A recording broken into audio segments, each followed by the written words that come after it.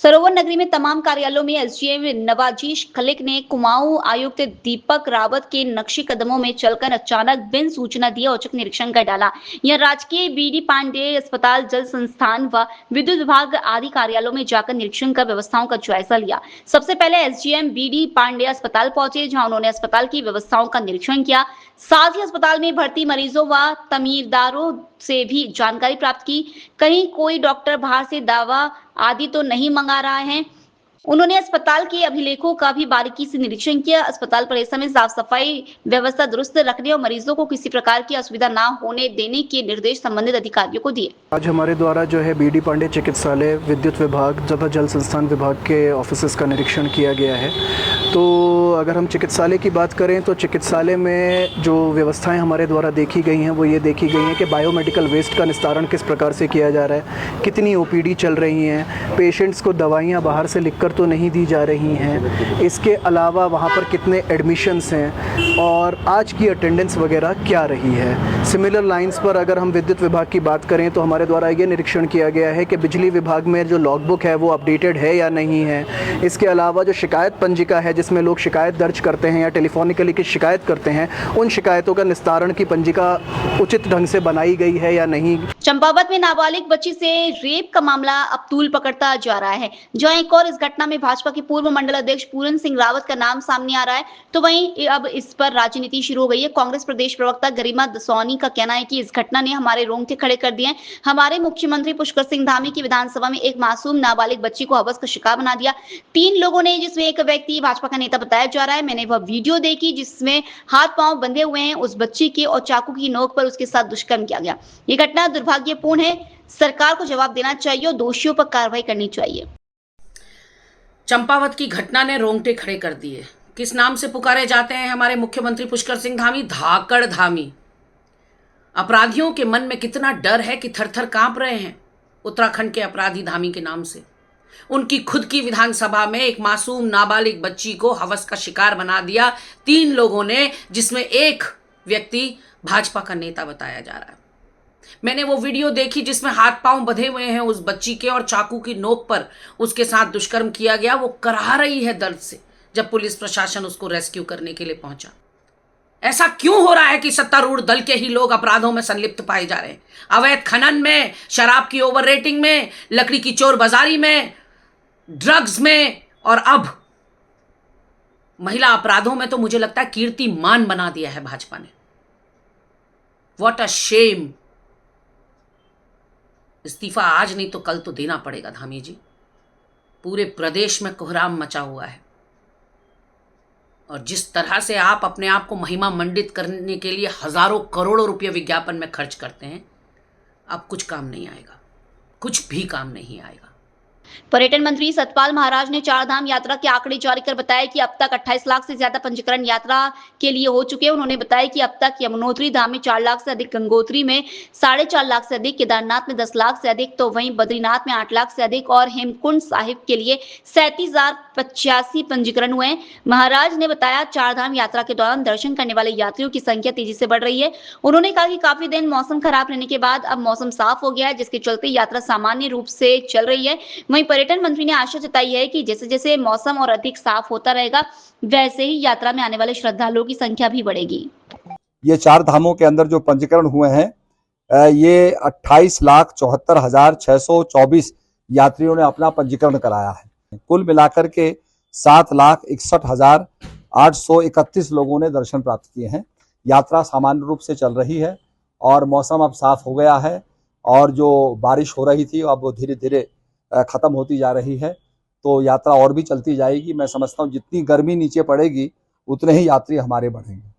राजधानी देहरादून के ITI ground Niranjanpur में निदेशालय पशुपालन विभाग की ओर से मनाया गया। साथ ही पशुपालक, मत्स्य पालक, डेयरी समूह के साथ मुख्यमंत्री ने संवाद किया।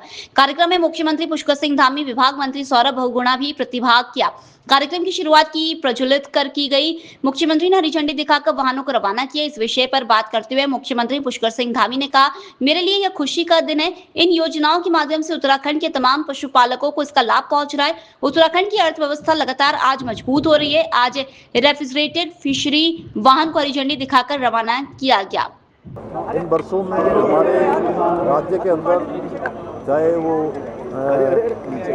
वो दुग्ध उत्पादन का क्षेत्र हो, पशुपालन का क्षेत्र हो या मत्स्य पालन का क्षेत्र हो, हर क्षेत्र में उल्लेखनीय रूप से आज वृद्धि हुई है। और हमारे किसान भाई बहन अपने पशुपालन के क्षेत्र में, मत्स्य पालन के क्षेत्र में या दुग्ध उत्पादन के क्षेत्र में तेज गति से वृद्धि कर रहे हैं, अपनी आजीविका को भी बढ़ा रहे हैं, आर्थिक को भी बढ़ा रहे हैं, ग्रामीण अर्थव्यवस्था को मजबूती प्रदान कर रहे हैं और राज्य को आगे बढ़ाने में भी अपना योगदान दे रहे हैं।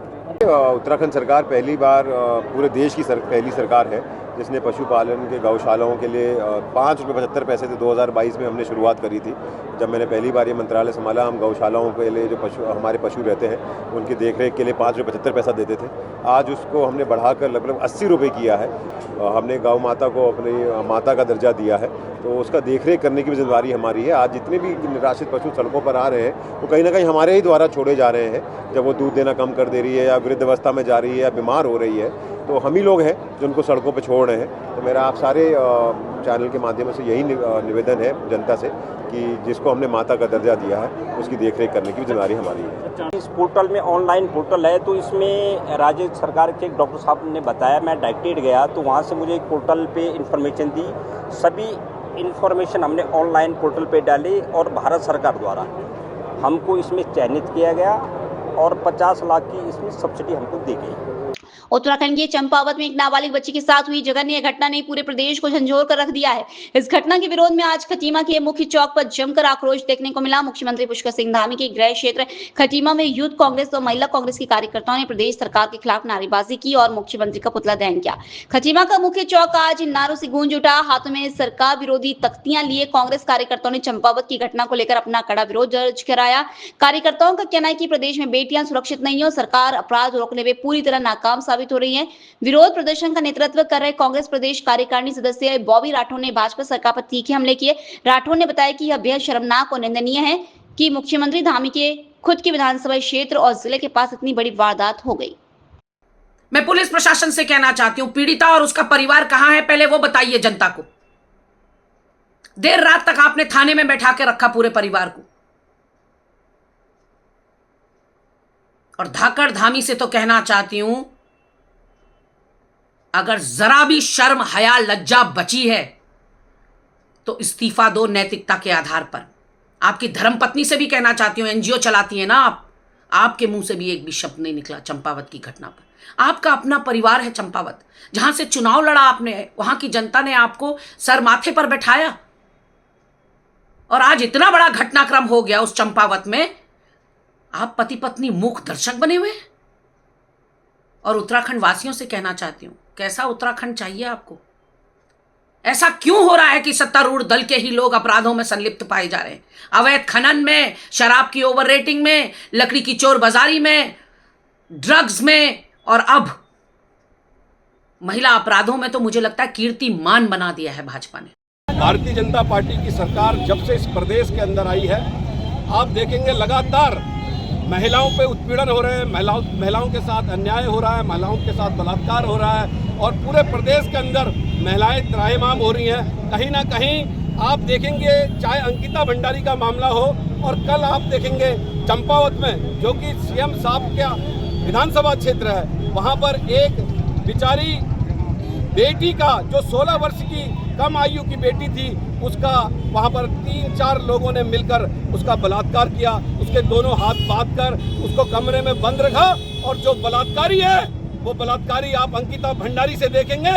और कल जो चंपावत में जो महिला के साथ, जो बिटिया के साथ जो अन्याय हुआ है, उसमें भी भारतीय जनता पार्टी की जो मंडल का उपाध्यक्ष है उसका नाम आ रहा है, आप देखेंगे। कल जो 16 साल की लड़की का साथ बलात्कार हुआ है, तो ये कहीं ना कहीं ये भाजपा सरकार से मिले जुले जो उसके पार्टी के जो कार्यकर्ता हैं, वो एक वहाँ से ताकत मिल रही है जो ये घिनौना अपराध कर रहे हैं।